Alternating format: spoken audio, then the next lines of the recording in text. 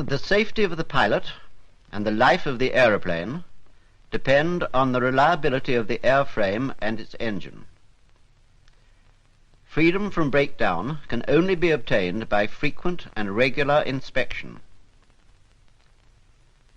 Efficient maintenance depends not only on the skill and diligence of the airmen, but on the interest and supervision shown by the officers and NCOs. So that the work may be done efficiently and quickly, a maintenance schedule has been prepared for each type of aeroplane. It describes the maintenance routine which is normally required. If anything needs attention that is not covered by the schedule, then it does not mean that the work may be neglected or postponed.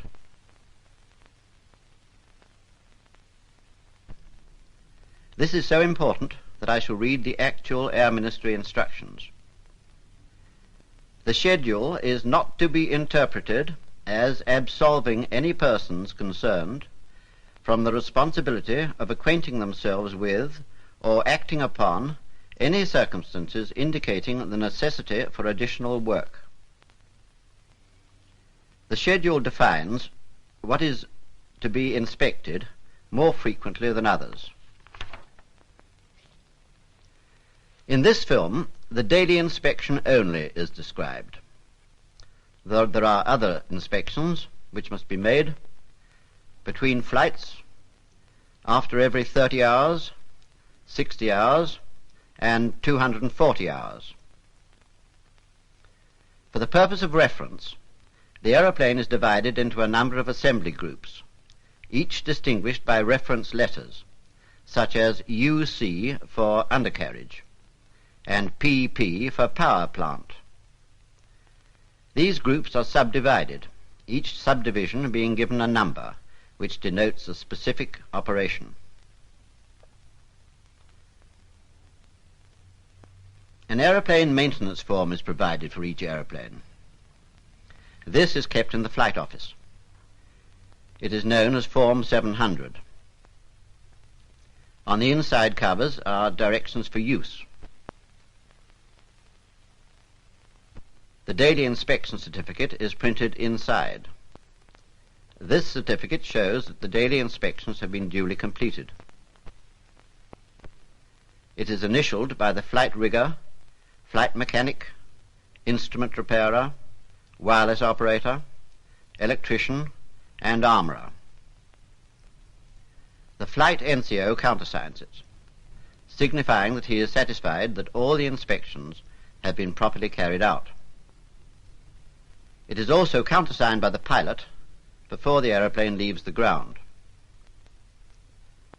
The middle page contains the change of serviceability and repair log, a record of all repairs, modifications, and replacements. The periodical inspection certificate refers to the 30-hour, 60-hour, and so on inspections.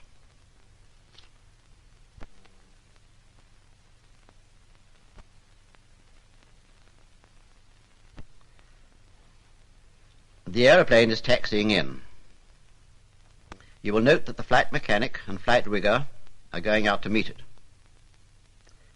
Owing to the pilot's restricted forward view when taxiing, on approaching the aprons round the hangars, these two members of the crew always assist the pilot by placing themselves at each wingtip and guiding him in the direction they want him to go. Refueling is always carried out immediately an aeroplane lands and before it is wheeled into the hangar. One reason for refueling immediately is that condensation in the petrol tanks is prevented. Any water in the petrol system might obviously be the cause of a serious accident. On no account may aeroplanes be refueled inside the hangar because of the danger of fire.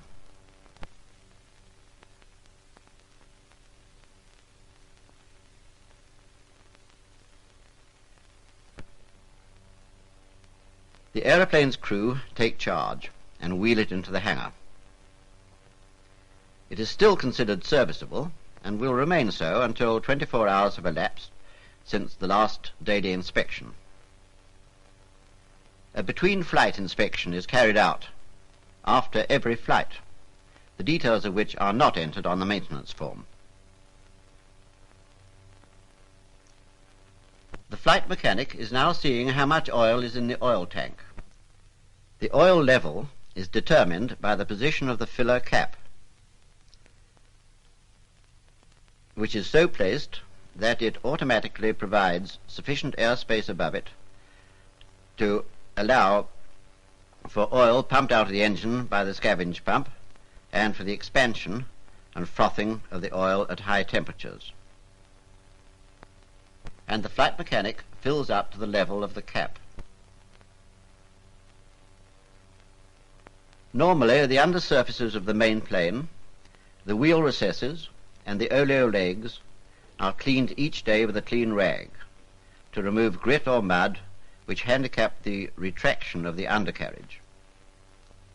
Mud splashed up by the wheels is more difficult to remove after it is dry. Oil is easier to remove while the engine is still warm.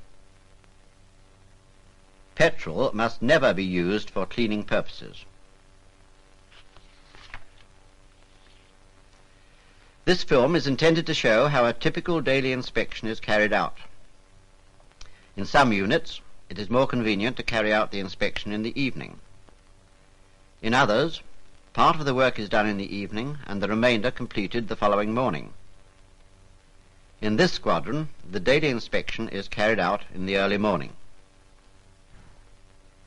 Provided that inspection is carried out every 24 hours, latitude is allowed to units as to the time of the day at which the inspection may be carried out. A night bombing squadron will probably adopt a different routine from that of an Army cooperation squadron, in which the conditions are different. In this film, it's been necessary to show the flight mechanic, flight rigger, wireless operator, electrician, instrument repairer, and armourer carrying out their inspections separately. Normally, of course, they would all work at the same time. In an actual inspection, the airmen go round in an anti-clockwise direction, examining, as necessary, each part as it is arrived at. For the sake of clearness, this procedure has not been adopted in the film. Instead, the inspection in each case, such as UC or undercarriage, is completed before another group is started on. The time taken for a daily inspection will vary with the type of aeroplane and engine, but it shouldn't normally take more than 1 hour.